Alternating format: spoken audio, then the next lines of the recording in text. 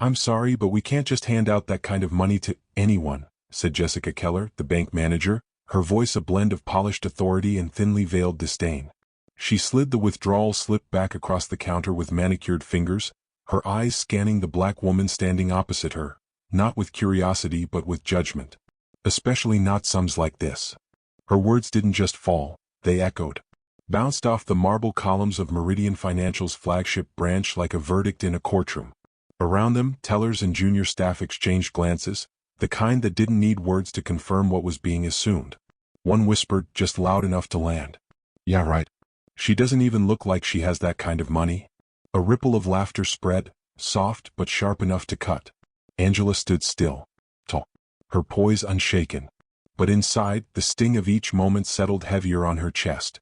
What they didn't know, what they couldn't begin to imagine, was that the woman they had judged so quickly, so completely, was about to change not only their perception, but the course of their entire company. Have you ever been doubted before your name was even spoken?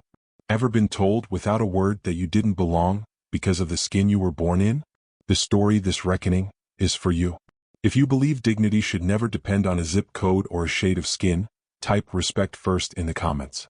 Then hit subscribe, because what's coming next is nothing short of justice served with a signature. She was the bank. They just didn't know it yet. The woman they'd mocked was Angela Freeman. And her silence wasn't weakness, it was history rising. 25 years earlier, in a different branch on the other side of the counter, Angela wore a name tag that read, "Teller Trainee." Fresh out of school. Crisp uniform. Quiet fire. Her first job and the first rung of a ladder no one believed she could climb. She didn't come from wealth or legacy. She came from wisdom passed through hands that worked hard and voices that knew struggle. Parents who taught her that black excellence would never be handed, it would be earned and often still denied. Angela climbed that ladder anyway. From teller to loan officer. From branch manager to regional director. She crushed quotas, transformed failing divisions, and along the way earned an MBA from Harvard. Her reputation? Ruthlessly effective. Unapologetically principled. 5 years ago, she cracked the glass ceiling and joined the C-suite as chief operating officer. But the ceiling wasn't glass. It was steel, reinforced with quiet doubts and coded language. Are clients ready for someone like her at the helm? Some whispered when the former CEO announced his retirement. She's smart, but... Others said in boardroom corners, their voices trailing off where racism begins. But numbers speak a language prejudice can't ignore. And so, after a vote that split the board down the middle, Angela Freeman became the first black woman to lead Meridian Financial. Her acceptance speech was measured, gracious but clear. Every client, every employee, every community, we serve them all with equal respect. No exceptions. What's polished isn't always clean. But behind the stage lights and press photos, Angela saw what others chose to overlook. The data told a story, one no one wanted to read. Minority customers were quietly leaving. Not with complaints but with silence. They didn't file forms or demand apologies, they just walked away, carrying their dignity to banks that might treat them better. Some branches showed glowing numbers, especially the downtown flagship, but the exit interviews said otherwise. Angela didn't want a filtered report. She wanted truth. So, like any good leader, she stepped off the podium and into the lobby. The disguise of truth. On a quiet Tuesday morning, Angela Freeman walked into Meridian Financial's main branch, hooded sweatshirt, sensible flats, and her hair in its natural twist out. No designer bag. No makeup. Just another middle-aged black woman trying to handle her finances. She took a seat in the waiting area and watched. A white man in a tailored suit barely crossed the threshold before staff greeted him with grins and handshakes. He was ushered past the line like royalty. An elderly Asian couple entered next. No smile. No greeting. Just a pointed finger toward the waiting chairs. Then came a young white woman in yoga pants. The teller asked about her weekend, laughed at a shared story, handed her cash with a compliment. Then a Hispanic man in janitorial clothes. Suddenly things changed. Extra questions. Multiple IDs. Skepticism where none had lived moments before. Angela counted 6 more cases like it. Same pattern. Same prejudice. By the time she stepped forward, she had waited 37 minutes. 3 white customers had been helped before her, despite arriving later. The moment before the storm. When she finally reached the counter, the teller, Beth, looked up. The brightness drained from her smile. "How can I help you?" she asked flatly. Angela, ever composed, replied softly, "I'd like to make a withdrawal." She slid the slip across the counter. Beth's eyes flickered to the number, then up to Angela, then back again. Pause. She stood and disappeared into the back office. Moments later, Jessica Keller, the branch manager, arrived, heels clicking like judgment, smile practiced but thin. "I'm sorry, but we can't just hand out that kind of cash," she began. And everything changed. "I'd like to make a withdrawal, please," the woman said, sliding her ID and slip across the marble counter with a kind of calm that only comes from years of being tested. The amount? $115,000. Beth, the teller, blinked. Her practiced smile faltered just enough to reveal the thought behind her eyes. She glanced at the driver's license, then back at the woman before her, then again at the license, as if the photo and the face couldn't possibly belong to the same person. "This is a large amount," Beth said, voice a shade louder now, loud enough to catch the attention of the man at the next station. A senior teller, tall, pale, and leaning into his authority like it was armor. His name tag read Mark. His presence said something else. "Is there a problem here?" Mark asked, though the question wasn't aimed at Beth. It was aimed directly at Angela Freeman. Not a whisper. A challenge. The energy in the bank lobby shifted. Heads turned. Conversations faded into silence. An older white woman clutched her purse. A child stopped bouncing a ball. And all eyes found Angela, just a black woman asking for her own money. Angela stood tall. She didn't flinch. She never did. "No problem at all," she replied, placing her bank card beside her ID. "I'm simply making a withdrawal from my account." Mark picked up her ID as if it might stain his hands, studied it like a counterfeit bill. Then came the barb.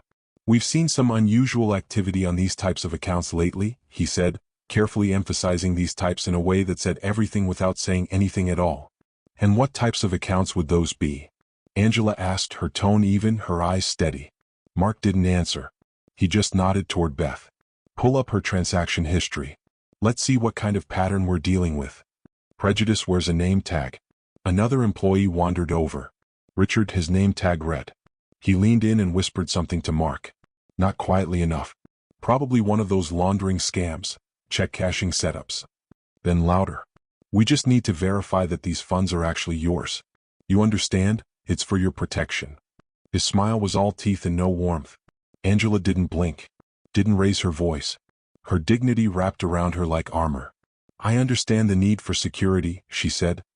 "I've given you my ID, my card. I've banked here for years. I'd like to complete my transaction. But this was never about protocol. This was a performance. Enter Jessica Keller." That's when Jessica Keller appeared, branch manager, 15 years of seniority, shoes clicking across the marble like a gavel falling. She approached with the air of a woman who'd never been questioned. Her lips wore a smile, but her eyes did not. "Ma'am," she began, never asking for Angela's name, "I understand there's some confusion about your withdrawal request." Confusion. The word hung heavy in the air. "There's no confusion on my end," Angela replied. "Just trying to access funds from my account." Jessica didn't waver. Her voice took on a condescending lilt, like a teacher scolding a child who dared ask too many questions. $115,000 is a significant amount. May I ask what it's for?" Angela raised an eyebrow. Not in disbelief, but recognition. That question, asked of no one else that morning, was the whole story. Right there in the pause. In the unspoken "you don't belong." The mask slips. Jessica glanced down at the ID again.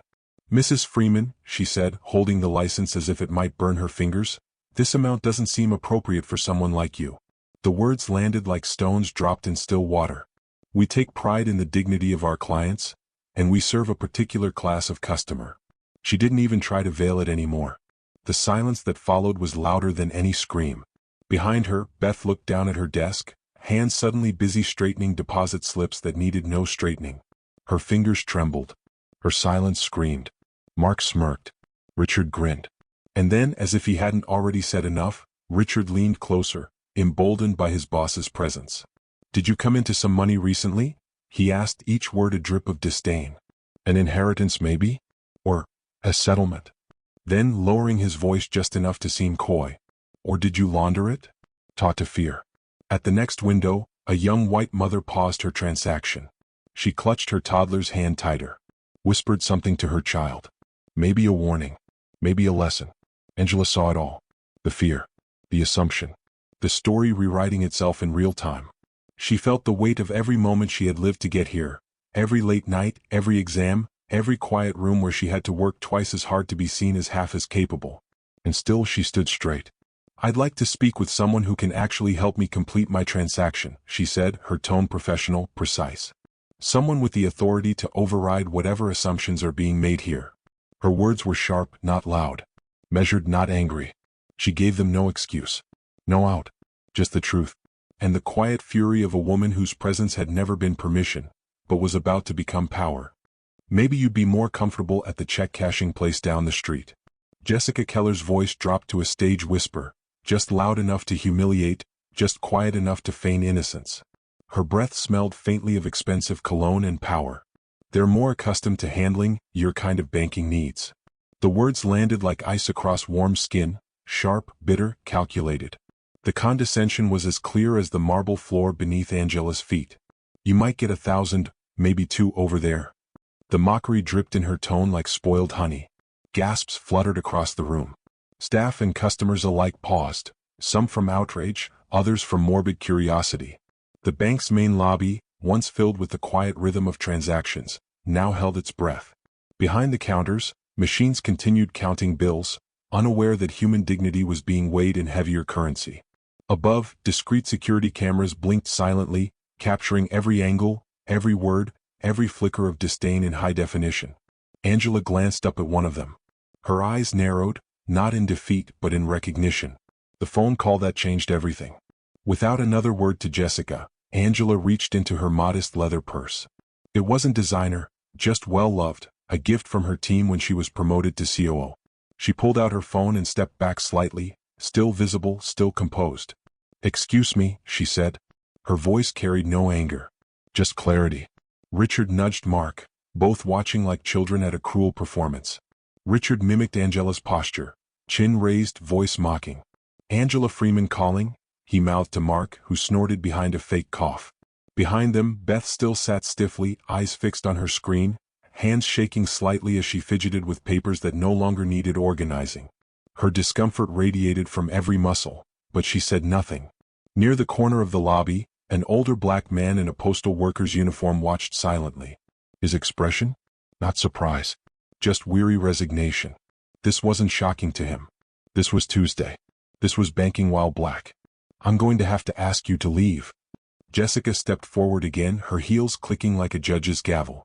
"I'm going to have to ask you to conclude your business elsewhere," she said sharply. "You're creating a disturbance in our branch." The irony would have been laughable if it wasn't so devastating. The only disturbance in that bank was how they treated her. In Jessica's eyes, it wasn't the mistreatment that was disruptive. It was Angela's refusal to cower. Her refusal to disappear. Angela didn't flinch. "Yes, I'm still at the downtown branch," she said into the phone. "No, they've refused the transaction." "Yes, that's correct." Her voice didn't tremble. Didn't rise. And that unsettled Jessica more than any shouting ever could. See, women like Angela were expected to react one of two ways. Explode and be dismissed as angry. Crumble and be forgotten. Angela did neither. And that broke the script. "Ma'am," Jessica snapped, the cracks finally showing in her polished veneer, "if you don't leave immediately, I'll have to call security." Angela turned ever so slightly away, her call continuing, her posture regal, her presence undeniable. The wall clock ticked behind them, 10:17 a.m. A time soon to be burned into internal memos and termination documents. Jessica gave Mark a nod. Mark reached for the phone, fingers itching toward the security line. Behind the counters, other employees had stopped pretending to work. Something was unfolding, and everyone could feel it. That's when Angela delivered the words that would set fire to everything they thought they knew. "Diane, I need you at the downtown branch. Now." The name alone shattered the air. Diane. As in Diane Porter, the bank's head of operations. Jessica froze. The name dropped like a stone in her chest. Angela knew Diane? Had her direct number?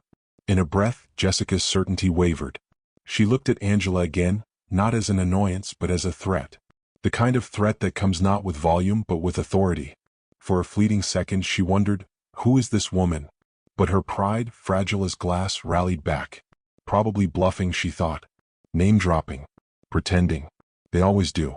Jessica forced a smirk and turned back toward her staff, still holding on to the idea that she was in control. But downtown was no longer in control. Back at headquarters, the storm had begun.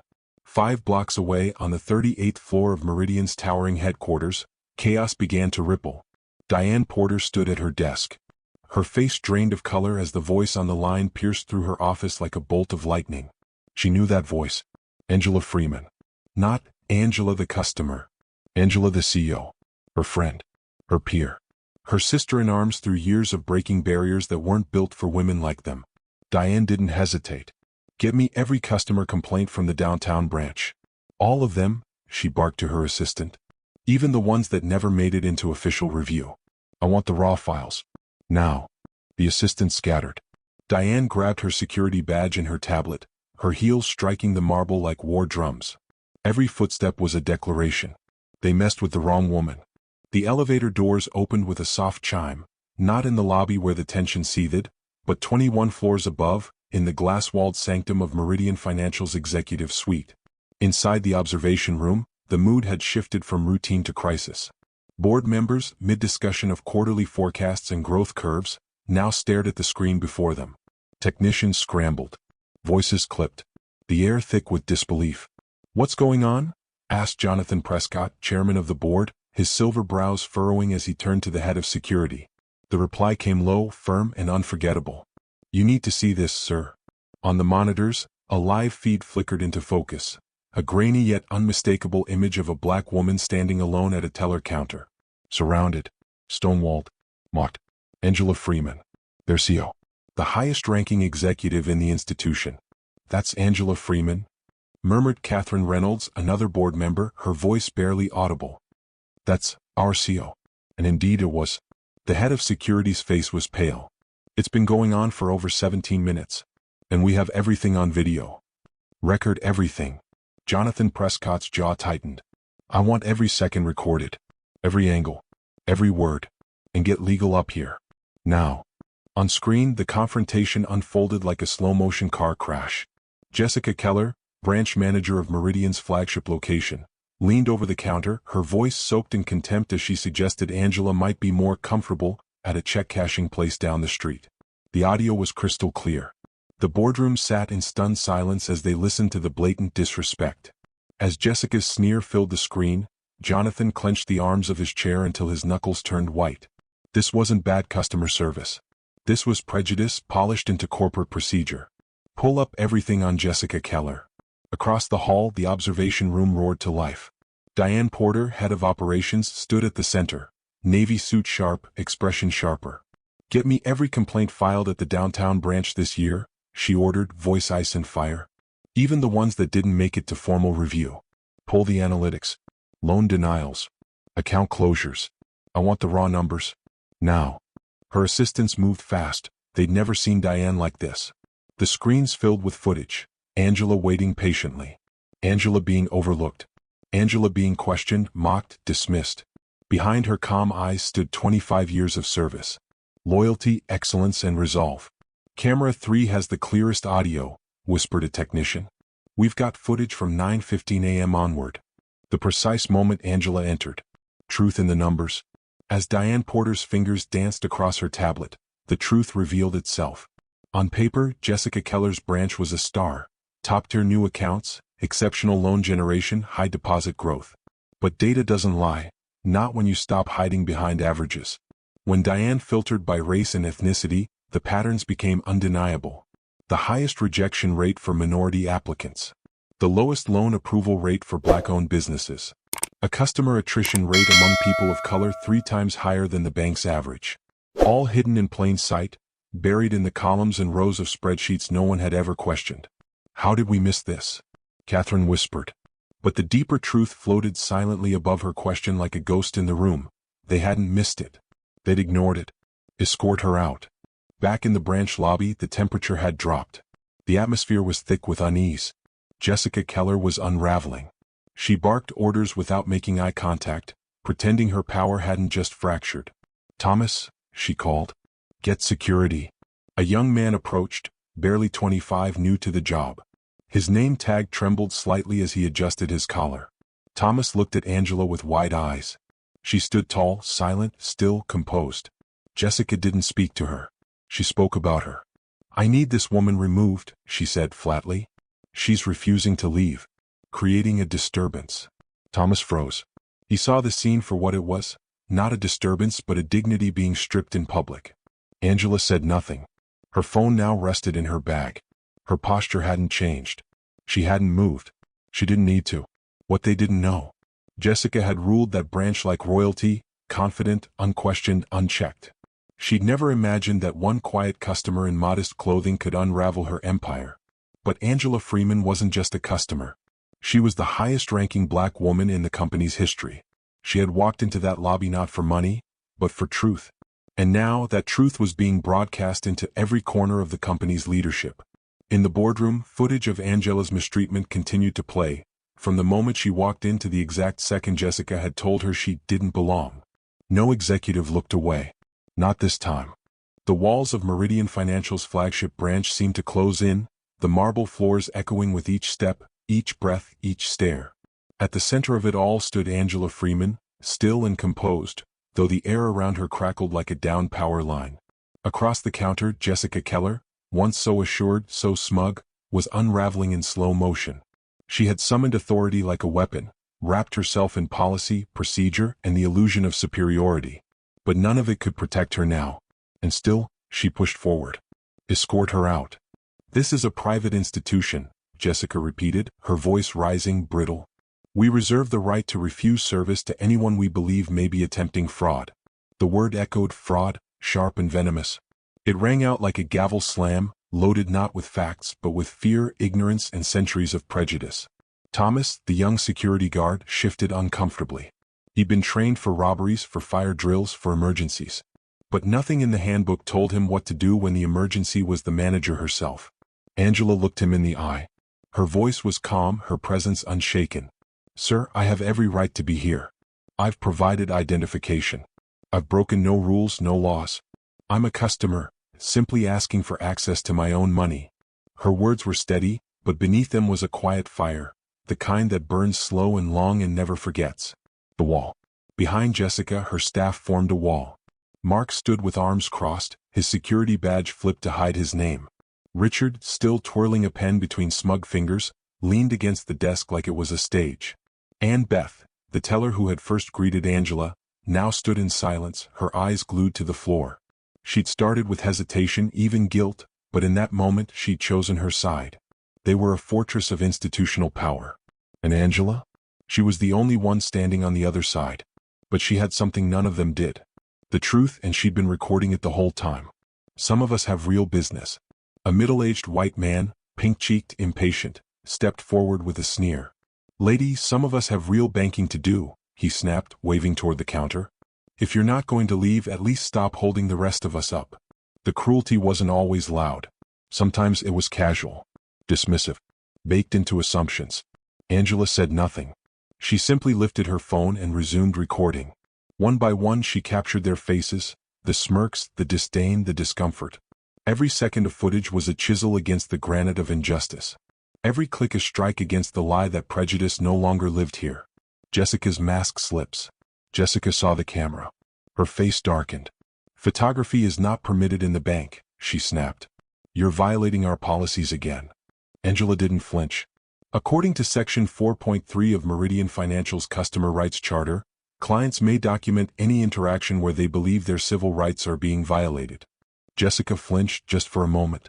Angela's knowledge was exact. Too exact. Who was this woman? How did she know the policy manual by number? Why did she have Diane Porter's direct number? But instead of questioning her assumptions, Jessica doubled down. Her voice rang out, shrill and cruel. "This is what they always do," she declared, waving toward Angela. "They come in here pretending to know the rules, trying to game the system, looking for any loophole to exploit." And with those words, the mask fell. No more polite contempt.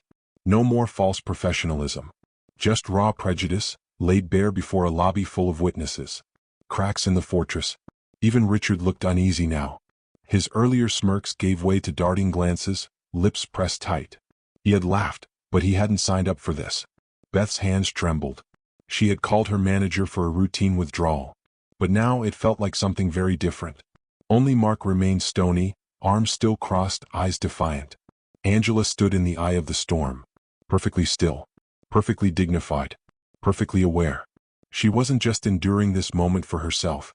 She was carrying the weight of every black customer who'd been quietly dismissed. Every elderly Latino woman who'd been given less. Every immigrant father told he didn't qualify, when what they really meant was, "You don't look the part." The elevator chime. Then, a sound. Ding. Faint but distinct. The elevator. A hush fell across the lobby as if the very air paused. Jessica turned her head slightly. Just a flicker of concern. Something had changed. Angela didn't move. But in her eyes, there was knowing.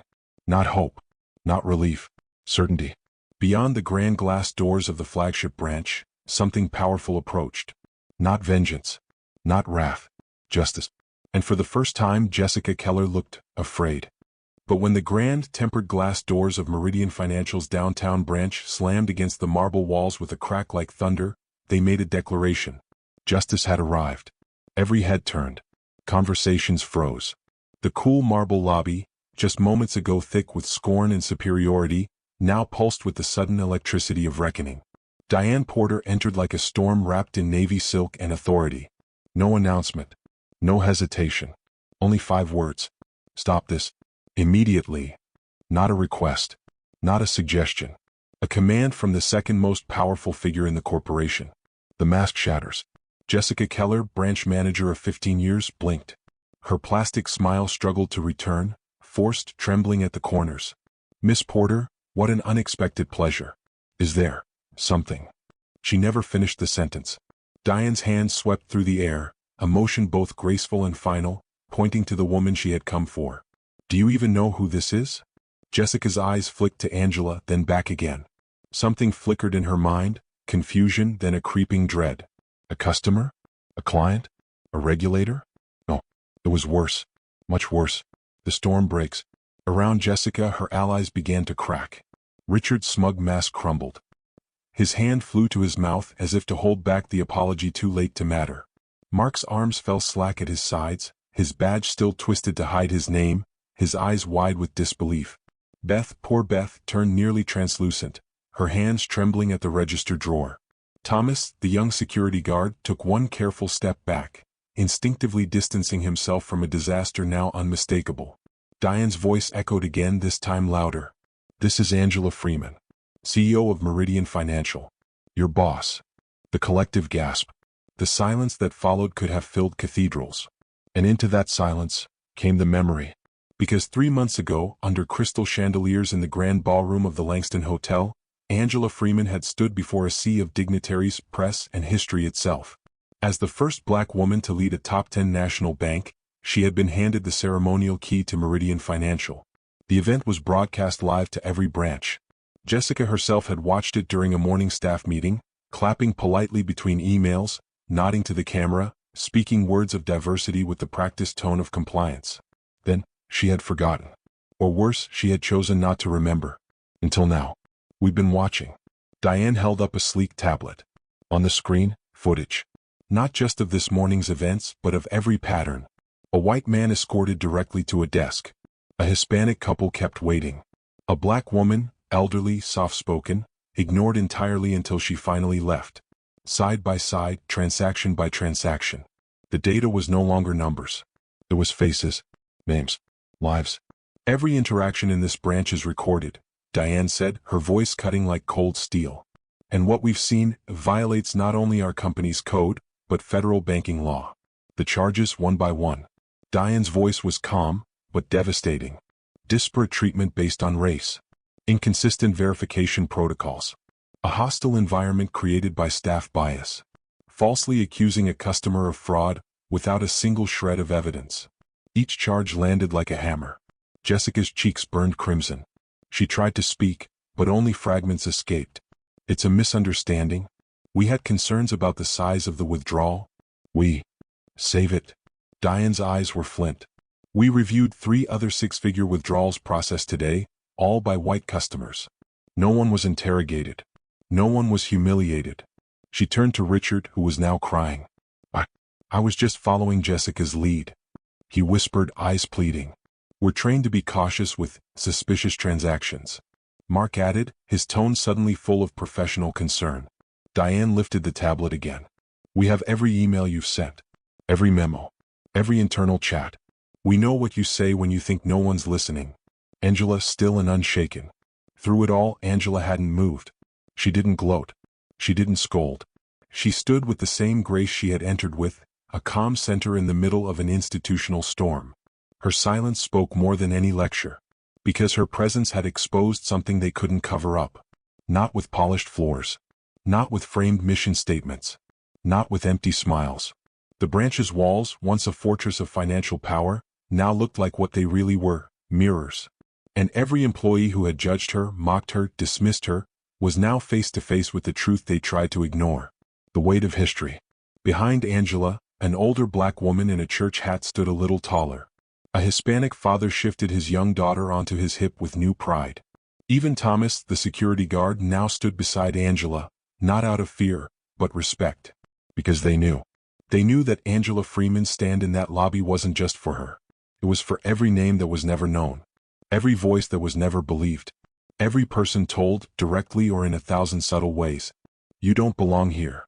You could hear a pin drop. No one moved. No one whispered. Because when 3 board members, the highest authorities in Meridian Financial, walked through that grand lobby, it didn't just change the room. It changed the bank. Jonathan Prescott, Catherine Reynolds, Dennis Whitehill, titans of the institution. Usually visible only in headlines, shareholder meetings, or glossy brochures. But now they stood shoulder to shoulder behind Angela Freeman, not just in title but in principle. And in that moment, every excuse collapsed. This wasn't just a bad day for a few employees. This was a reckoning. You are terminated. Angela didn't raise her voice. She didn't need to. Her words cut with the precision of a scalpel. Jessica, Richard, Mark. Each name spoken with deliberate clarity. Each gaze unwavering. You are terminated. Effective immediately. No apologies. No corporate spin. Just the truth, clear, undeniable, and long overdue. Your actions have proven you are incompatible with the values of this institution and the legal standards of this industry. This is not a performance review. This is the conclusion of your employment. Jessica Keller, once untouchable, flinched like a child scolded in front of the class. Her lips trembled with protest. You can't just. Angela raised a hand. She didn't shout. She simply said, I can. And I have. The walk of accountability. The young security guard, Thomas, stood straighter than he ever had. Please escort these former employees to collect their personal belongings and leave the building, Angela instructed. And so they walked. Jessica, her heels clicking with reluctant finality. Richard, red-faced and disbelieving. Mark, jaw-tight, dignity gone. They walked the long path through the lobby they had once ruled, now as examples of what would no longer be tolerated. There were no cheers. No applause. Just silence, heavy with justice. Beth's moment. Angela turned to the teller who had first met her. Beth, still trembling behind the counter. She flinched as Angela approached, her hands clenched at her sides. But Angela's voice, when it came, was quiet. Private. Measured. Whatever was said, it wasn't punishment. It was correction. Grace. Accountability. Beth nodded, her face crumpling with emotion. Later it would be known. Beth was placed on probation, not terminated. Her discomfort had been real. Her silence regrettable. But her remorse was clear. And in the months ahead, Beth became a leader in Meridian's new era. An advocate for fairness, equity, and compassion. The legacy made visible. With the dismissed staff gone, the lobby remained frozen. Customers stood with receipts in hand, unsure of what to do. Employees remained behind their counters, their scripts long forgotten. And at the center stood Angela Freeman, the woman who had once been denied a simple transaction, now fully in command. And yet, there was no triumph in her face. Just quiet determination. Because this wasn't about vengeance. It was about change. We begin now. Angela called the staff together, forming them into a loose semicircle. Some still couldn't meet her gaze. Others looked up, ashamed but ready to listen. What happened today, she began, her voice carrying with calm intensity, isn't just about 3 individuals making poor choices. It's about a culture that allowed those choices to seem acceptable. A culture we are going to transform. starting now. She paused, letting her words settle like seeds in soil. Meridian Financial exists to serve all customers. With dignity. With fairness. Without exception. The real work begins. Angela didn't issue threats. She offered a path forward. Mandatory inclusivity training. Independent audits of all branches. Promotion and hiring review panels that included community stakeholders. And most importantly, a new customer equity task force chaired by frontline staff, not just executives. This wasn't a PR move. It was systemic reform. Because Angela Freeman knew what many still pretended not to see. Discrimination doesn't need shouting. Sometimes it wears a suit. Sometimes it whispers. And to dismantle it, you need more than slogans. You need truth, courage, and leadership that's been tested. Epilogue, the table rebuilt. 6 weeks later, the downtown branch reopened with a new team, new training, and a very different culture. Angela returned, not undercover, not unknown, but welcomed. Thomas, the young guard, had received a commendation. Beth led the new staff mentorship program. Even the marble floors seemed brighter. A young black girl stood in line with her mother, watching as Angela walked through the lobby. Her eyes wide. "Mom, that's the lady from the news?" she whispered. Her mother nodded. "Yes, baby. That's Miss Freeman. She runs the bank." And just like that, a new image took root. One of possibility. Of presence. Of power earned and dignity restored. Final reflection. Have you ever been underestimated, only to reveal you were the one holding the keys? Have you ever stood in silence while others tried to shrink you, only to rise taller than they imagined? Comment, "Still I rise," if you've ever refused to be defined by someone else's low expectations. Angela Freeman didn't just change policy. She changed the culture. She showed that leadership isn't about position, it's about vision and valor, even in the face of insult. And in doing so, she reminded us all. You may be denied a seat at the table, until you own the table itself. This story moved you, share it. Not just to remember what happened, but to remind us what's possible when we refuse to be invisible. Subscribe to Beat Stories for more tales of justice, grace, and triumph that echo across generations. Because behind every headline is a human story.